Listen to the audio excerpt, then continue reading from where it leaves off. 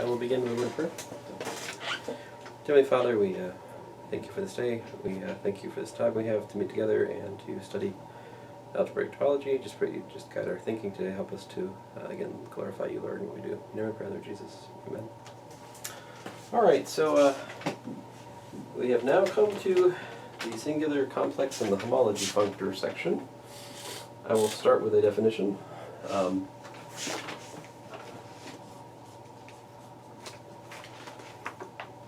In orientation,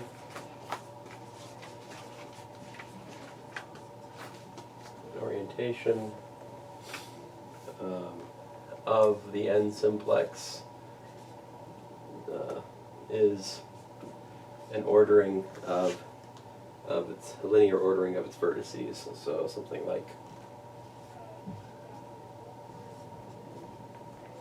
I guess this is not the orientation. This is actually just the End Simplex, right? So an orientation would be, well, he says it here is an orientation gives us just tour of the vertices. I'll draw his little picture. I think it's useful. So if we're looking at E0, E1, E2, so this would be gamma 2, right? You could has, let's see, something like E0, E1, E2 would be an orientation of that, right? Or if you wanted to could use curly brackets with the understanding it's an ordered set, I suppose. All right, then, of course, you could have different, you could give different orderings, obviously, right? You got clockwise or counterclockwise, right? He says, if n equals to 3, the reader should see that there are essentially only two different tours, either the left-hand or right-hand rule, right? So like this would be the same, well, this is not equals, but I shouldn't say equals, but it's the same as E1, then E2, then E0, right? Versus the other one, which would be something like E2, then E1, then E0, which would be the same as, for example, E1, then E0, then E2, right? So you either have the clockwise or the counterclockwise orientation, right? So definition. So this notion of sameness, let's be a little more formal. Two orientations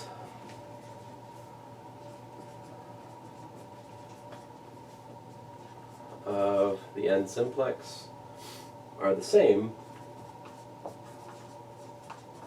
if what? If as permutations of the vertices, right?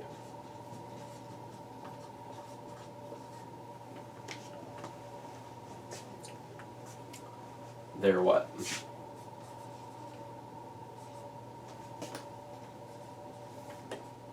The rotations, originally? They have the same parity, right? So, in other words, two orientations. I mean, as cycles, this is the what? I mean, let's see, I'm trying to remember this. How's it go? I'm trying to remember cycle notation, those two different tours there. If I was to write those in cycle notation as, like permutations on 0, 1, 2,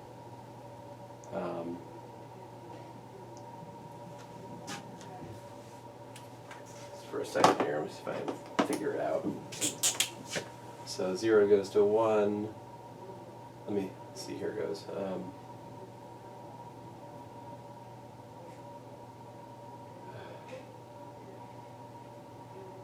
Just write it this way, 0, 1, 2 equals to what? 0, 2, 0, 1, right? I don't think I'm thinking about this the right way. Sorry, guys. My, Well, if you start with 0, 1, I don't think 2, about this the right way yet. right? Then you can swap the 2 and the 0. So that's 2, 0. And then that leaves you with 2, 1, 0. Then you swap 1 and the 2. And then that gives you 2, 1, 0, right? So I think as a permutation, because we're viewing this as the image of permutation of the ordering E0, E1, E2, right? Yeah. So as in cycle notation, that should be 1, 2, 2, 0. We're ordering from 0 to 2. Let's see here. One goes to 2, and 2 goes to 0, Yeah. and then 0 goes to 1, of course.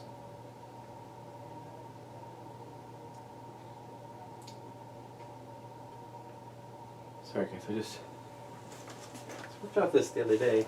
Just a second, just give me just a second here. If I take the cycle 1, 2, 3, I get 1, 3, 1, 2. Whereas if I take the cycle 3, 2, 1, I get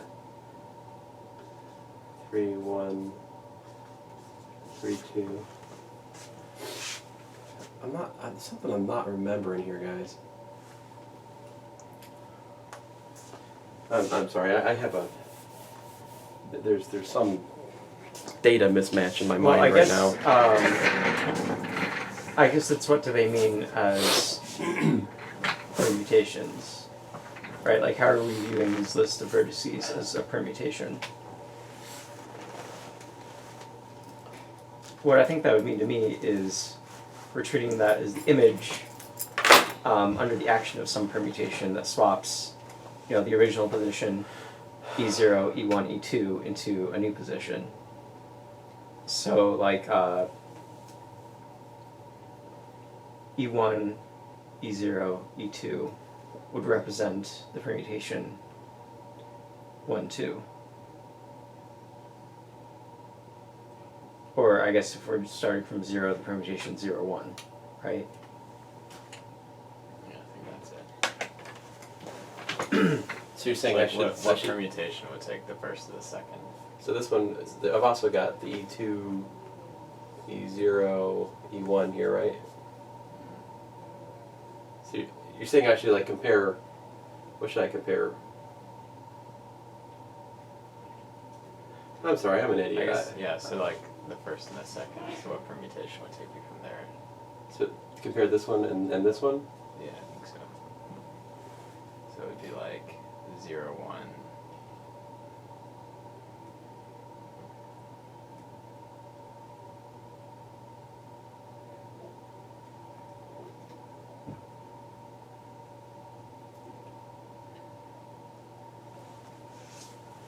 For example, to go from the first one to the one underneath it, it would just be 0, 1, 2. 1, 2, 2, 0.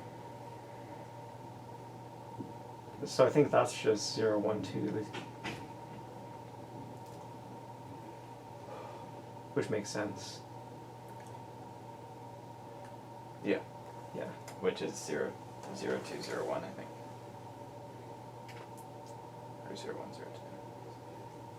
Well, if you look at the mappings, it maps 0 to 1, then maps 1 to 2, and 2 to 0. So I think it's 0, 1, 2. Yeah, but if you wrote it as cycles. I think you could write it as 2 cycles, whereas to go from the first one to the one underneath it, it would just be 0, 2.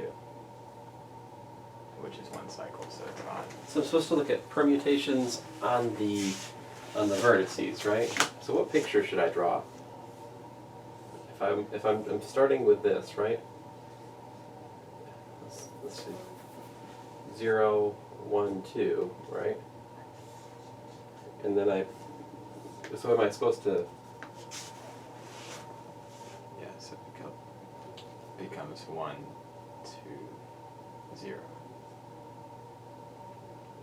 So 0 goes to 1, 2 goes to 2 goes to 0. Yeah, 1, 0, 2. 1 goes to what? Sorry, 2. 1 goes to 2. This is 2, yeah.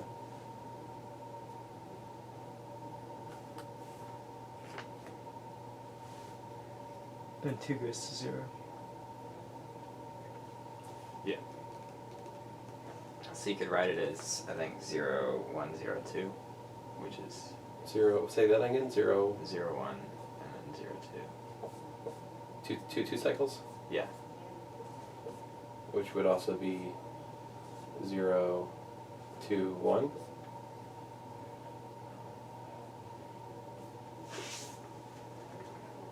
Oh, and maybe it's 0, 2, 0, 1. I think it's 0, 1, 2. If you're just expressing Yeah, it you as want a it to be 3 cycle. You want it to be 0, 1, 2. I think maybe I got it wrong. The first one's wrong. So Yeah. 0, 2, 0, 1. Yeah, I think so. That makes this 0, 1, 2. Yeah, so that's an even one. So they're the same. Whereas if you looked at the If you look at the the other first on one. the second line, yeah. So this one, So it'd be 2. 2 goes to 1. Wait, no. 1 goes to 1. Wait, which one are we looking at? This one. Yeah, so 1 stays the same. 0 goes to 2 and 2 goes to 0. Wait a minute, 1 stays the same? How do you get that? Well, I mean, if you're comparing them, right? The E1 stays in the same place.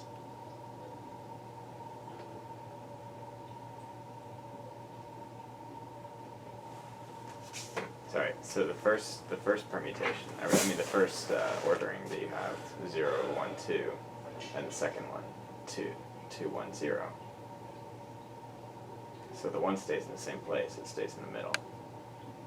It's the 0 and the 2 that swap.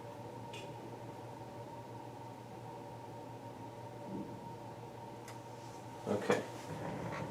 I mean, certainly that's possible to do that. I mean, so you're saying So 1 stays put, 1 stays put, and then you have the 0 here. 0 and the 2 like Yeah, that. and so that's the opposite. Those are not the same. Oh, right. I mean, this And is... then that's clearly odd. So that's 0, 2. It's just 0, 2. Yeah, 0, 2 because Mm-hmm. 1 is fixed. Going from there to there. Right.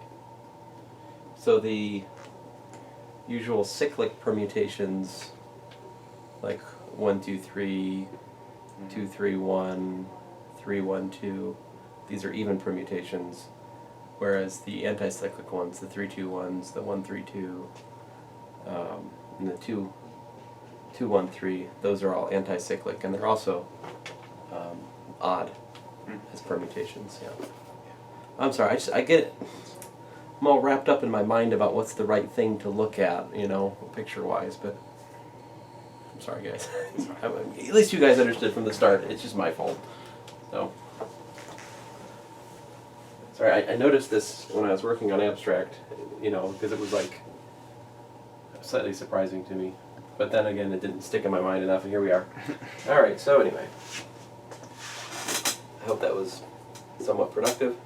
So given an orientation of the End Simplex, there's an induced orientation of its faces, defined by orienting the ith face in the sense -1 to the I, delete the face. All right, let's see here.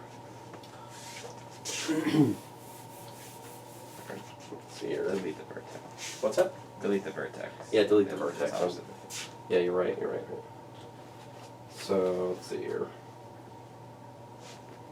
Let's see here. I think it basically illustrates it by example, right? So we look at this delta 2 again. So the triangle. Let's see here. So the 0th face. What would it say? It is, this is E0 hat. E1, E2, which is just E1, E2, the first face. E0, put a hat on E1. This is a hat you don't want to wear. Only wear it once, right? That's E0, E2. And then the second face, E0, E1, E2, put the hat on it. E0, E1. These are not. These. What's that? The -1 to the ith power. Yeah, these would just be. These are just the. Do we have? Does the face have the plus or minus is built into the face? Yeah. So these are oriented faces. Mm-hmm. That's what we're talking about, right?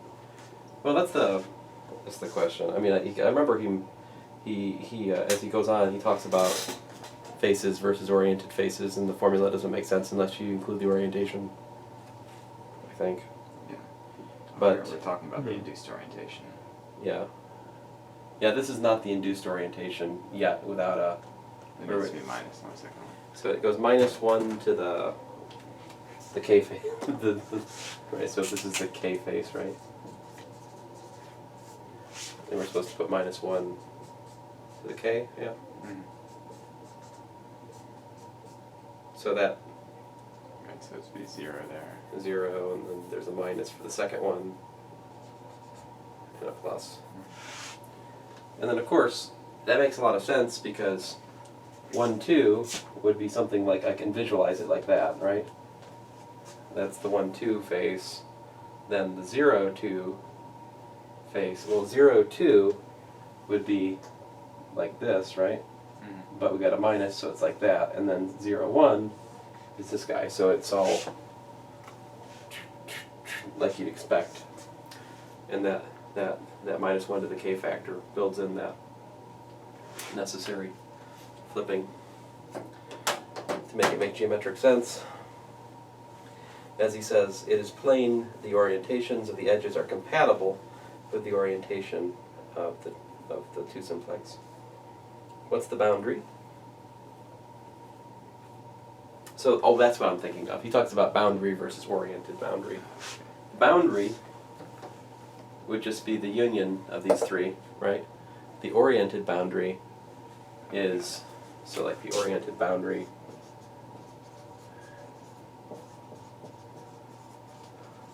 would be E1, E2, union. Not, can I just flip them? I think I can just flip them. E2, E0, union, E0, E1. I'm not sure if he does that at this point, but I mean, we can do that. Yeah, he does. Oh, he does. So for a two, for something with two vertices, if we just flip the vertices, that gives it the opposite orientation. And more generally, for any face, if you just take a pair of vertices and you swap them, that changes the orientation. Oh, that makes sense. Because Yeah. that just adds another I mean, it's transposition. In, yeah, that makes sense. Right. Yeah. it's the opposite. Yeah. All right. So, he gives a formula for the general oriented boundary. So the general oriented boundary of delta n is given by what? It's given by the union I equals 0 to n -1 to the I. I guess I should be using a k there if I was more consistent in my lingo. But it's okay. E0, dot dot dot dot, death to the ith face, vertex, sorry, and then En. It's so violent. It's also very violent. Alright.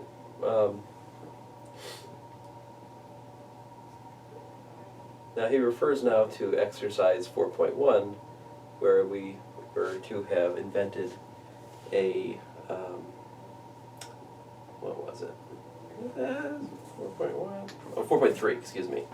In 4.3, we were going to invent this homomorphism from these S spaces. And but anyway, we haven't done that homework, so we're just going to go on. Although maybe you'll do it later, once this pesky cherry is behind you. Okay. going on. Yay! Finally. Alright, let X be a topological space, a singular End Simplex.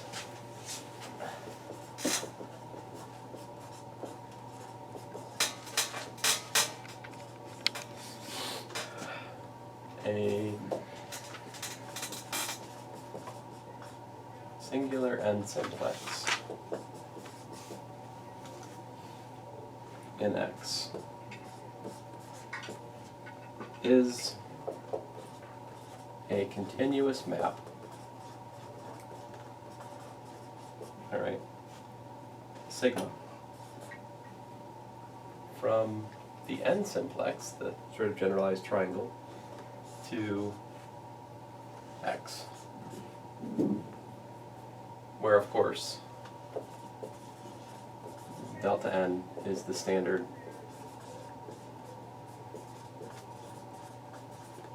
End Simplex. Now let me just kind of give you a sense of where we're going with all this. Geometrically it's like a little bit unsatisfying because it doesn't really maintain much of the structure. In some sense, it doesn't maintain all of the structure of an End Simplex, right? Like, think about a continuous mapping. It doesn't quite capture geometrically the End Simplex and the image or something, you know? I mean, there's something lost there. But eventually, in a later chapter, we'll talk about these Eilenberg, Steenrod axioms, which prove that the homology, which we're going to define here in a bit, is the same whether you use the singular homology or whether you use the simplicial homology. Now, simplicial homology is more based on like a direct geometric triangulation of the space, like straight up triangulation, or they use CW complexes, which is again sort of a more directly geometric version. And what's proved is that on the subcategory in which these things possibly can overlap, they produce the same homology. So there's nothing theoretically lost in starting with the singular homology. The singular homology has the disadvantage of being a little bit abstract, but it has the advantage of having simpler proofs and a more efficient, you know, presentation of the structure. So that's why we're sticking with singular homology, and also because we chose this book. I think I think I left my copy of Hatcher at home, but I seem to remember Hatcher doing the geometric one first. And we definitely, when I took algebraic topology, we did a few days in the geometric simplicial stuff before we got weird. And that's all that was covered in advanced calculus, right? They just covered the simplicial. Yeah, I think in advanced calculus we were more. I may have mumbled a word or two about singular homology, but it wouldn't have been much. But yeah, we actually did. Right, no, we looked at triangular. That's all that's in the book. Yeah, we straight up looked at triangularizations of spaces and so forth. It's very fun, and like, honestly, it probably really belongs in advanced calculus. If I got off my butt and actually proved integration stuff in there, it wouldn't be optional, it would be a necessary evil, because in order to do higher dimensional integration, you need some method to sort of chunk your space into pieces that you can integrate on. And indeed, simplicial homology is basically that. Okay, anyway, good talk. All right, since what's he say here? Since delta 1 is a closed interval, right? The singular 1 simplex in X is essentially a path. All right. So comments.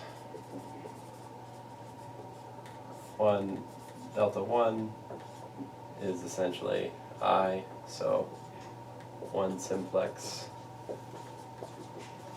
Singular. These are all singular. I'm not going to write singular every time if it's okay. But the 1 singular simplex is essentially a path.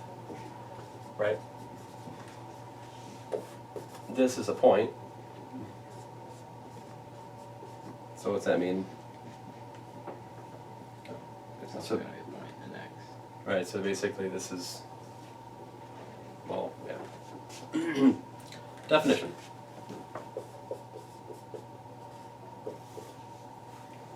Let X be a topological space for each n greater than or equal to 0.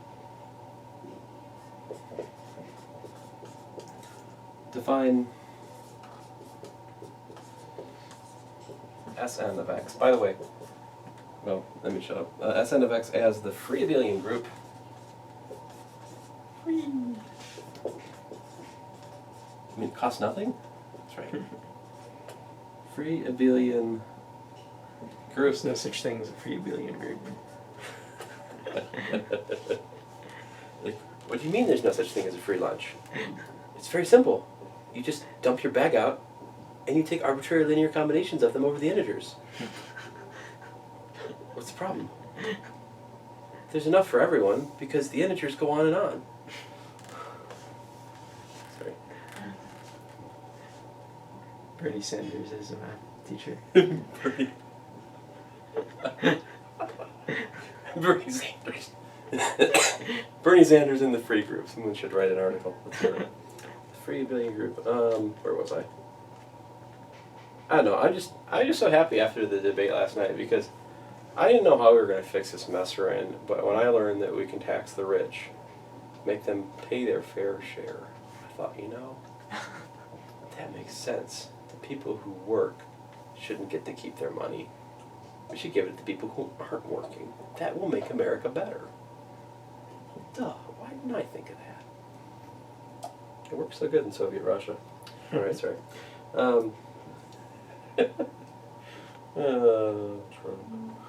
Free abelian group. Where are we? Why'd you guys distract me? Free abelian group with basis of what?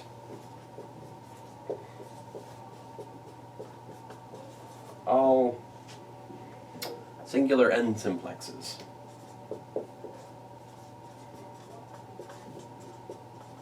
So you just take the formal integer linear combination of all of these guys. And that gives you your set of singular N chains in X. See, we also define the minus 1 of X to be 0 just to get it started. And again, the elements. So I guess the distinction between an element of Snx and just an n singular simplex is what? It's a formal linear combination. Right. Again, they're formal linear combinations simplex, so it doesn't have to actually be. You could have something that's, no, you can't have something. I don't know. That's a question. Are we allowed to add like a 1 simplex to a 2 simplex? No, not in SN. No, not in SN, right? So, you can't just go do everything. There is some grand glorious space where you could add them, but whatever. It's not interesting. Okay. He says, of course, SNX essentially agrees with the construction from the exercise we haven't done. Woo! All right. The oriented boundary of an End simplex ought to be what?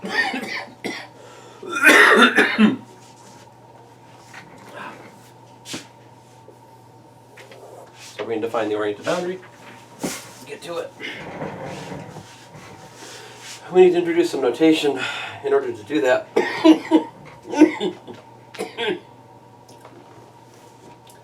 As he says, the oriented boundary of a singular End simplex, right?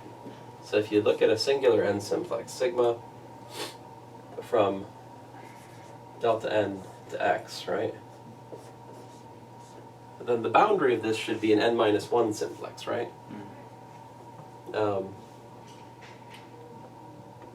But he says the technical point arises, we prefer that this be a singular n minus 1 chain, and it's not because the domain, right? So if you just, geometrically, the natural thing just to write down, what's this stupid notation for the boundary, right? The boundary of sigma should be the sum I equals 0 to n minus 1 to the I, and then you just take sigma and you restrict it to the oriented I face, right? Well, excuse me, it's the orientation's already over here. So E0, E1, EI hat, right? En. But again, the trouble is that's not technically an n-1 face because this is not the standard. This is not the standard n-1 simplex, right? So in order to fix that, he introduces these face-changing maps. Right, well, so like epsilon I, what's that do? This is equal epsilon I. And it goes from the n-1, it puts the n-1 simplex into the End Simplex in sort of a canonical way, right? What's it do?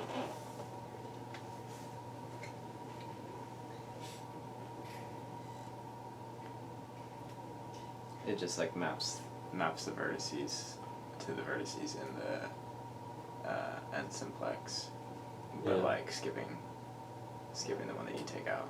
Right, so like epsilon 0 n takes T naught Tn-1, and it sends it to 0 T naught Tn-1, and the ith one takes T naught Tn-1 and sends it to T naught Ti minus 1 T.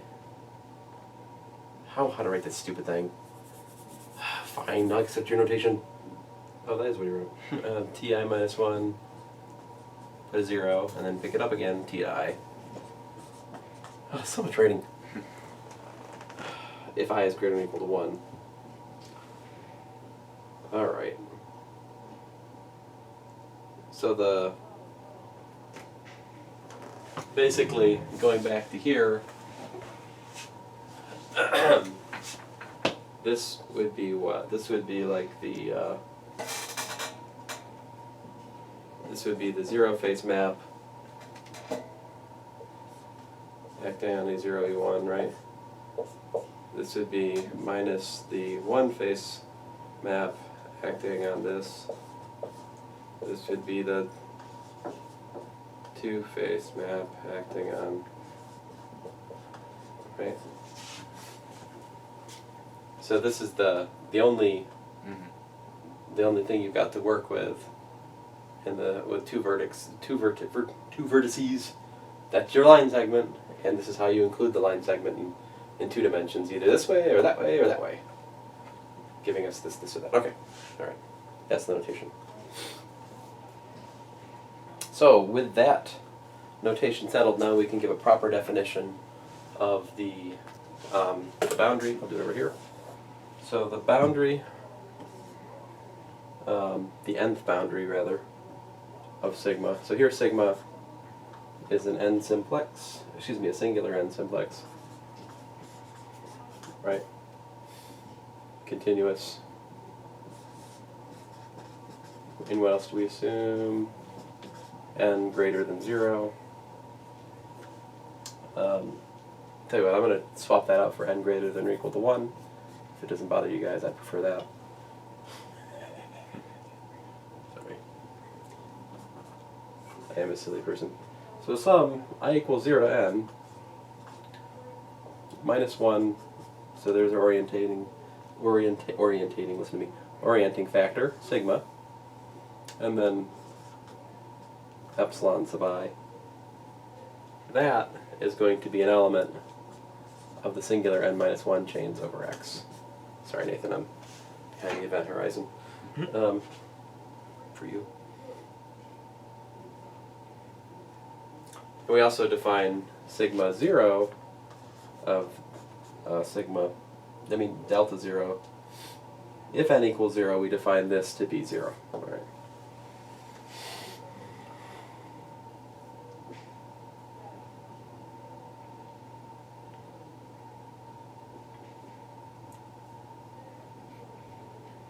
what's he do? An example. So his example is like, okay, that doesn't seem too inspiring, but fine, I'll take it. He's like, an example. I love his example. How about, so how about X, the space X is the End Simplex, right? And then take the identity mapping, which he calls delta. He uses delta for the identity map here. Delta, the identity map from End Simplex to the End Simplex, continuous. Yep. And so you can calculate the boundary of that guy. Of course, that's a singular End Simplex. And the boundary will just be, you know, so when you, when sigma x, of course, delta of epsilon I is just equal to epsilon I, right? So you just get literally the -1 to the I epsilon I. You just get the oriented sum of the faces. The other, what he's really saying here, of course, is just, hey, this grand, glorious singular N boundary reduces to the ordinary oriented boundary in the context of simplicial homology. Because taking that mapping to be the identity brings us back to the wild, well, less wild world of geometric simplicial, you know, triangulating spaces and all that stuff. Okay, now that brings us to theorem 4.4.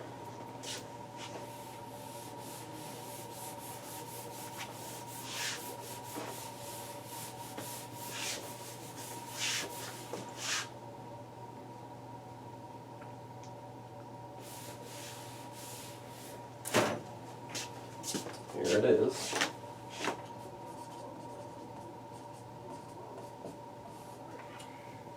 For each n greater than or equal to 0,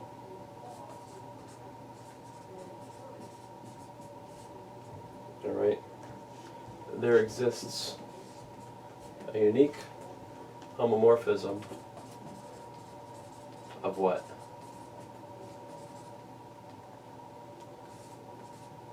What kind of homomorphism is this? You guys tell me.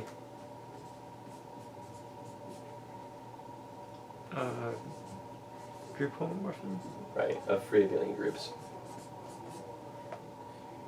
With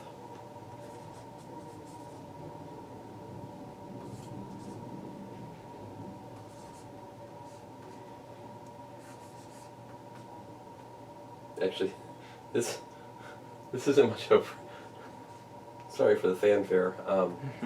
What I should really just have told you is, so if we take that formula and we extend linearly, that gives us a, you know, it gives us a unique homomorphism from the singular n chains to the singular n-1 chains. Okay. So that, if you're not convinced yet, our previous formula defined the action of the n boundary map, right, on the singular n simplexes, right, and those form a basis for S on X. So we've defined a mapping on a basis, so we can extend linearly. Right, and this is back to theorem 4.1, right? Yep. F be free abelian, basis B, essentially there exists Yep. Yep. linear extension. Exactly. So these are called boundary operators. As he mentioned, strictly speaking, his apologies for notation grow increasingly humorous as the section goes on. Strictly speaking, one ought to write delta boundary n with an upper x, right? I mean, this is all about x, so perhaps we ought to adorn this with an x, but we don't. We just write this, right? And then he draws a diagram for us. The first of many we will draw in this chapter. Well, I guess I've drawn some before, but first of this kind we've drawn, I suppose.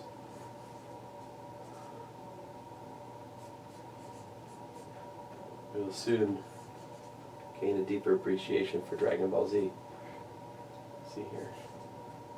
What is that? Because we will truly understand the snake way. Let's see here. Snake lemma. Ah, yes. Is that in this chapter? You read too much. See here. That's one. No, I don't think so. I know I've seen it in here. It's in there somewhere. There's the snake lemma, the 5 lemma. Yeah.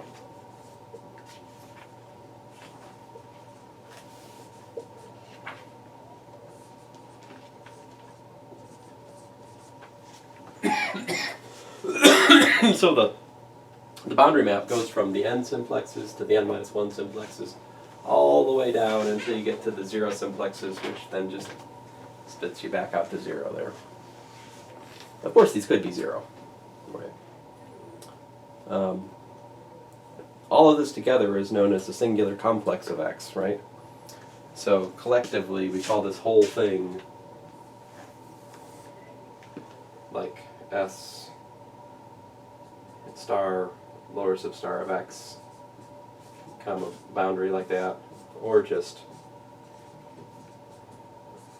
S star of X, right? And now for a lemma. I do love the lemmas. Lemma. If K is less than J, come on, then epsilon sub J n plus 1 epsilon sub K n is equal to epsilon sub K n plus 1 epsilon lower J minus 1 epsilon upper n. Right? Both of these compositions are mappings from the n-1 simplex to the n+1 simplex. Okay. This is proof by cases. Right. So let's foolishly think about some cases.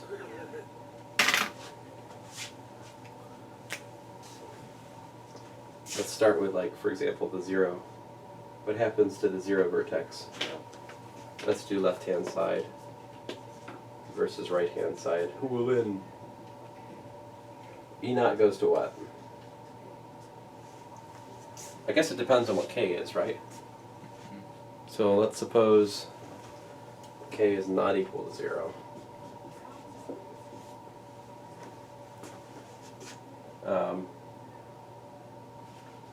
Maybe I should write that here, K not equal to 0.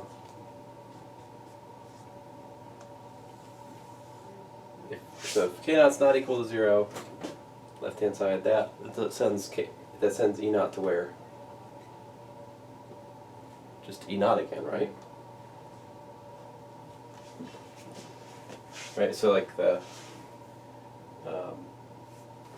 would be like this EIN case. It just maps the 0th one to the 0th one. Right. Now, all right, and then now I'm going to hit this thing, right? So what happens with the J? K is not equal to 0. K is less than J. J is also not equal to 0, right? So what happens to E0? E0 gets sent to E0 again, right? So this was by the epsilon Kn, and this was by the epsilon J n plus 1. All right. In contrast, how about the right-hand side? We have E0, right? Again, if K is not equal to 0, and K is less than, that forces J minus 1 also to be not equal to 0, right?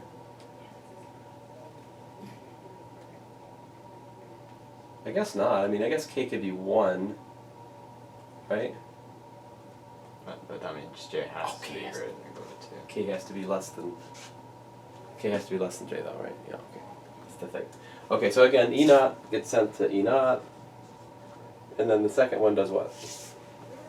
Sends it to E naught. So okay, so both sides send E naught to E naught, so there you go.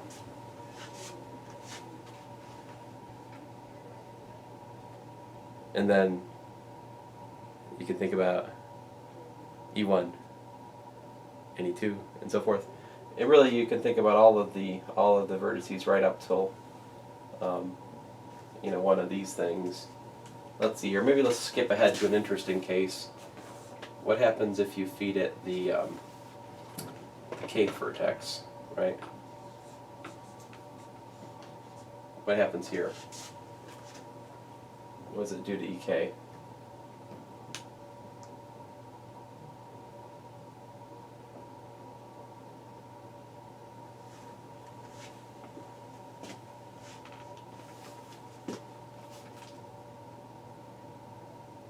goes to EQ plus 1. Is that right?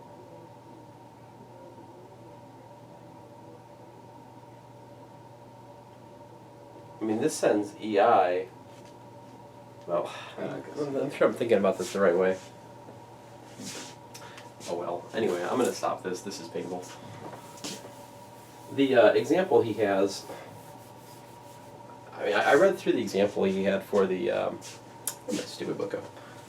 For the I should have just gone through his example.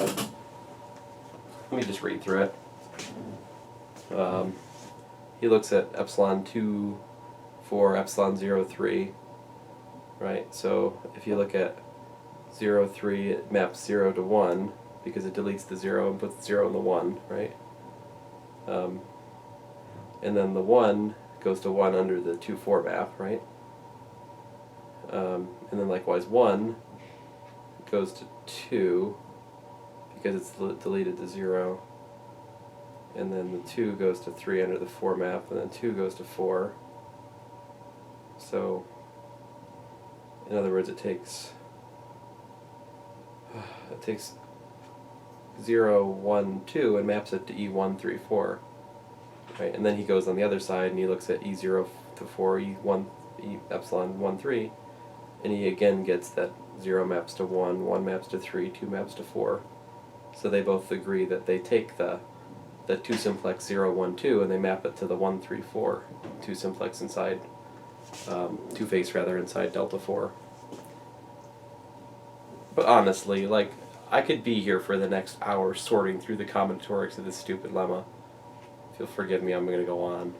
You could probably plug it into a model checker. Ah! You and your better way of living. So annoying. Let's see here. I was talking about you the other day in abstract. Yeah. Yeah. What were you saying? Nothing good. Something categorical. There. Excuse me. All right, there.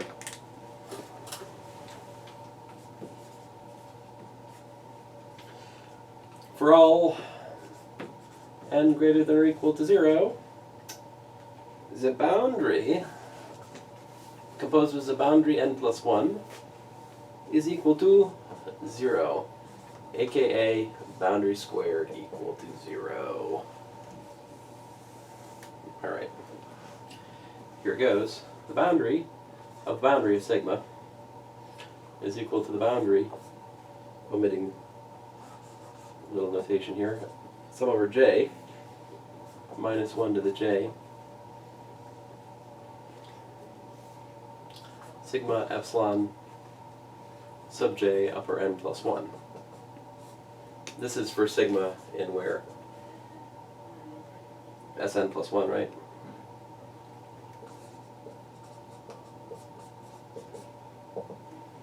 Alright, then, using the homomorphism property of the boundary, this is really the sum over j, and let's get straight to it, sum over k, minus 1 to the j, pull that out of the delta, right? And then sigma epsilon j, because that's playing the role, right? This right here is playing the role that sigma did in the initial application of delta, right? And then we have epsilon sub k, and this would be n, right?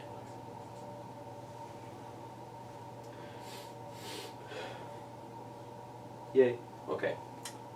That is in fact what's in the book. Alright, and then what he does, it's a pretty standard trick. So he says you got a sum over two things, right? So you can break it up into a sum j less than or equal to k, right?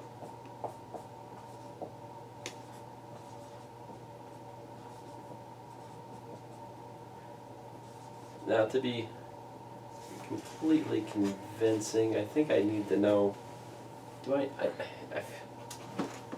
what do these sums go to? Jk equals 0 to what?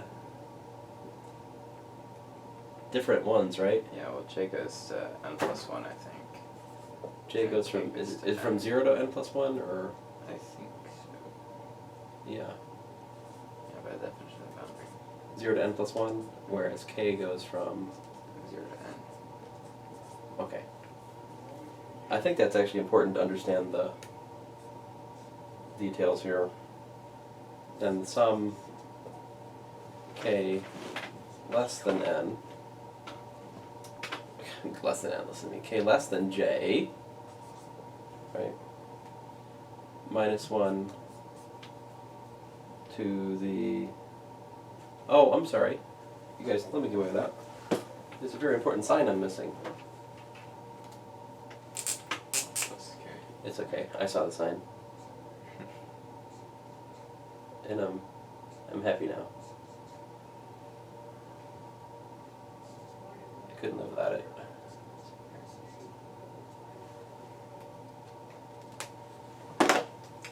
My brother's roommate at Bob Jones claims he wants to have been in a hot tub with one of the singers of Ace of Base.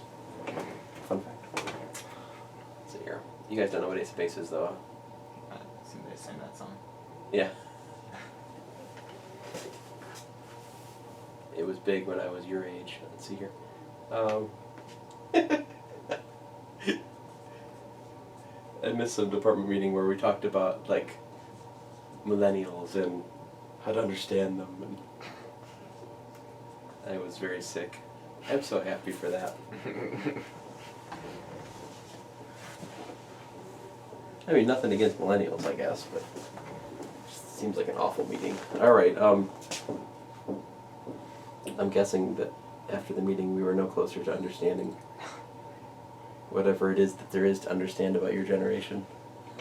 Do you understand your generation? I don't think so. No? Okay. Yeah. I don't think I understand mine, so let's see here. Okay, and then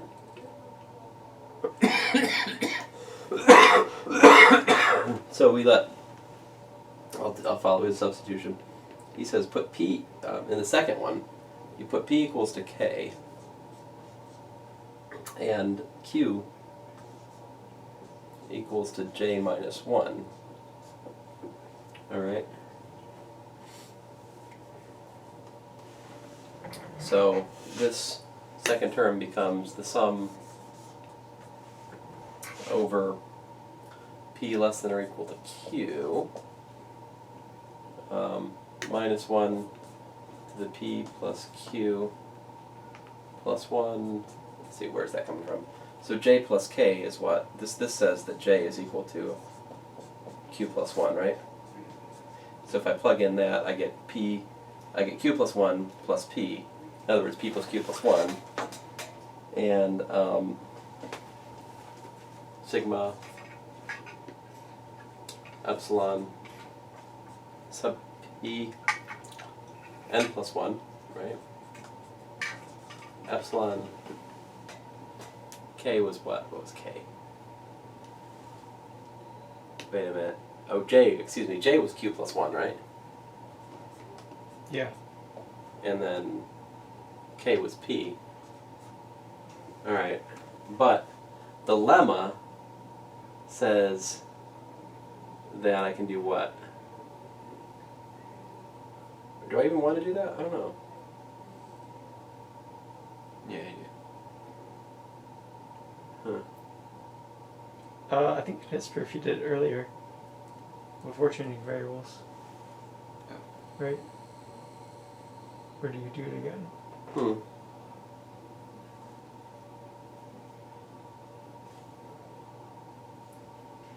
Do this third step here by lemma 4.5. I think it might be in the step after the. Oh, you're right. He did it He actually did it before. Okay. So I should have done that. I should do it over here. Right. Instead of having that and that, I should do what here? Epsilon k n plus 1. Epsilon k n N plus 1. n plus 1. It's always n plus 1 on the left. Oh yeah, duh.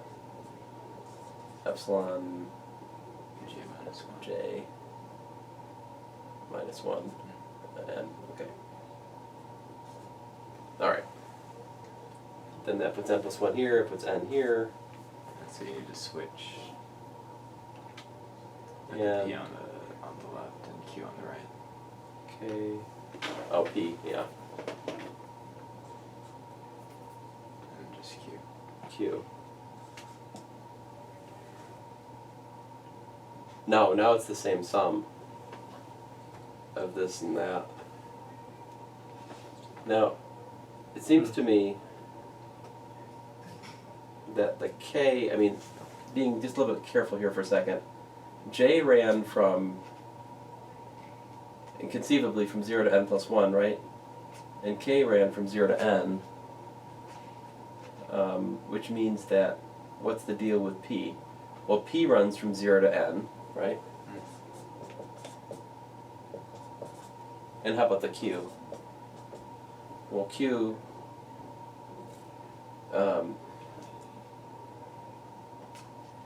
Q is equal to J minus 1, right? Or, so in principle, this runs from minus 1 to n, except that that doesn't actually happen, right? Because the minus 1 is thrown out. Why? Because we're assuming at the start k is less than j, right? And Right.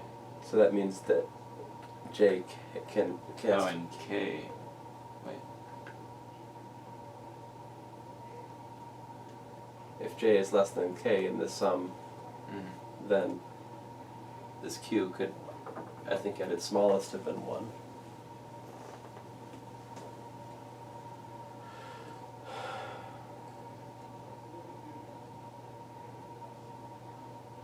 So are these the same? I mean, I think these are the same then. I'm not convinced though. Yeah, so with the first one, now it's like J going from 0 to n and K going from 0 to n, right? In the first. Oh, and now. And now this one we're also having. Wait, wouldn't it be Q? Wait. Aren't you, isn't it? It should be J Q. from 0 to n plus 1 over there, though, so isn't Yeah. it slightly different? Let's see. Yeah, but when we're considering the first sum, J is less than or equal to K, so we're only summing up to n. And I think, Oh, okay. I think it's still That Q. makes sense. I think it's still Q goes from 0 to n. So we're summing the same way. Hmm. P and Q are both from 0 to n. Yeah, that has Yeah, to because be. there it's greater than equal to, so that makes sense. Right. So Okay. I guess in each sum it's all 0 to n, 0 to n. Mm-hmm. Yeah. So So anyway, that's how I it mean, works out. And we can So, back out the negative 1. of course, this we pull out, plural.